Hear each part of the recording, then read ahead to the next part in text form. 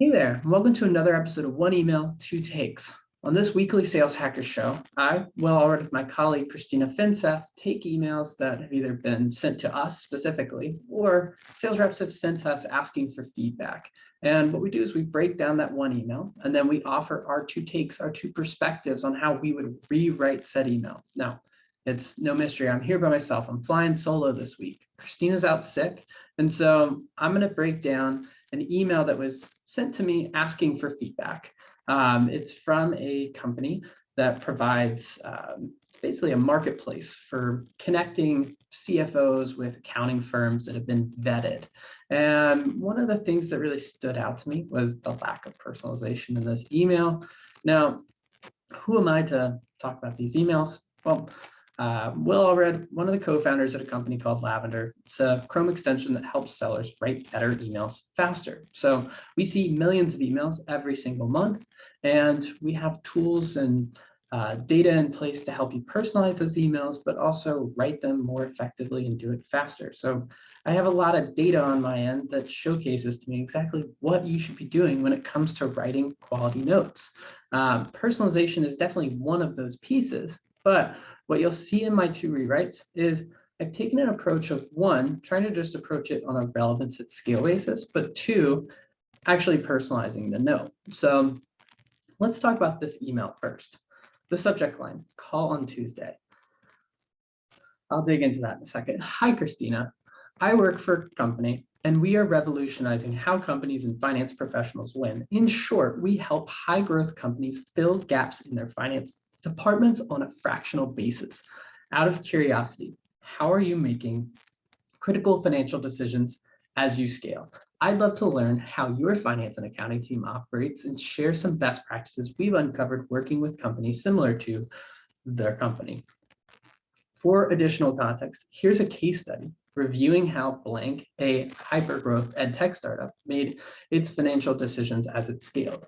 Christina, would Tuesday work to discuss best individual? So several things about this email that are holding it back. One, the subject line is just like a big old red flag that says, I'm going to pitch you, right? Call on Tuesday, question mark. The question mark is actually something that we've seen in our data that if you include punctuation like a question mark, you're going to get 56% less opens, but you're already showcasing a larger problem, which is the ask of the email itself, which is, I want to call with you. What we've seen, and it's supported by Gong's data, is you're about half as likely to get a meeting when you're asking for time like this. So like this CTA down here is a disaster when it comes to actually getting meetings booked. So one of the things you have to recognize is like, it's a big red flag. These people aren't really reading your message. This is already very long and very complicated, but people are kind of scanning through it. And so what they're going to see is this is a sales pitch before they've even read the content of the email itself. One of the other pieces that stands out is how the email starts. Hi, Christina, I work for said company.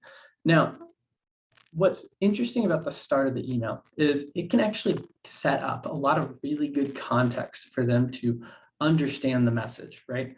And if you're calling someone, introducing yourself and where you work is a great way to establish that context. In an email, though, it can be an absolute disaster of a red flag because it can send off all the wrong warning signals. It's like, hey, I'm about to come in and just pitch you.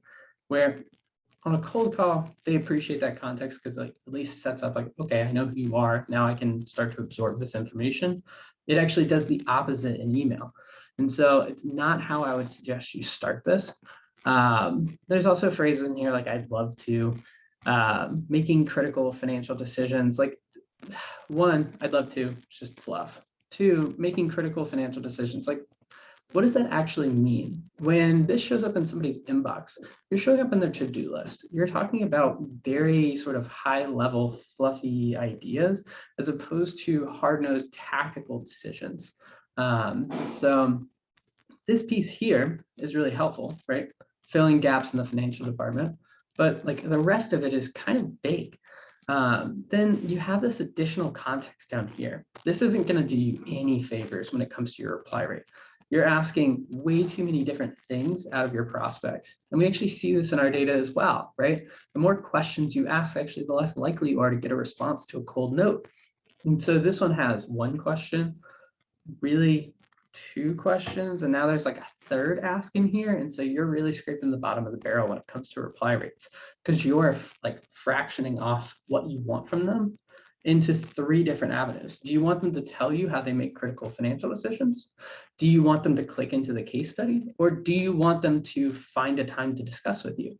There's way too many different avenues that this conversation could go down. You need to be focused. Do you want the conversation? Do you want them to, send you a case study? You have to make a decision here. And so when I took a chance at rewriting this, I focused on just getting a response, right?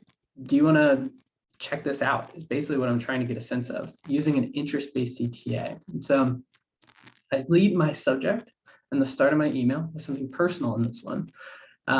Finance opening. Christina, saw you're bringing on some new finance analysts to keep the team from it, or is this to keep the team from leaning on outside resources as heavily, right? So I'd look at their job board, I'd see really quickly they're hiring for this, and then that would spark how I'm reaching out, right? Usually, teams at your scale are debating the benefits of in-house versus outsource accounting. Rarely have they vetted outside vendors other than their current one when they make this call. This is what we do. Before you make that hire, open to seeing who we can connect you with. Very clean and simple line of logic. This is a qualifying question. So I'm like, hey, is that to keep you from leaning on so many outside resources? Typically, smaller teams are already doing that. And so this is a like, okay, if you're hiring, would you want to vet outside resources first? Very simple take, very personal to the current scenario that's going on, very concrete to a to-do list item, which is they're hiring a certain role. And so then I'm bringing in another option as they think about that hiring. Very simple structure. And if they're open to it, they'd much likely, respond to this. Now, second take, I took a more scaled approach, which is, okay, if I don't know that they're hiring, I don't really know anything about them. I just know that like this person's a CFO and the organization is growing. Well, I'm going to try to lean on relatability as well as relevance. And so I'm going to start the email, Christina, from talking to finance leaders with growing orgs. I rarely find CFOs have time to vet accounting vendors. Why would you? If it works, don't mess with it. We take this vetting off your plate though, open to seeing how it works. And so what I'm basically doing is I'm trying to stoke some curiosity around this marketplace of vendors that they can use to outsource, where I don't necessarily know that they're hiring.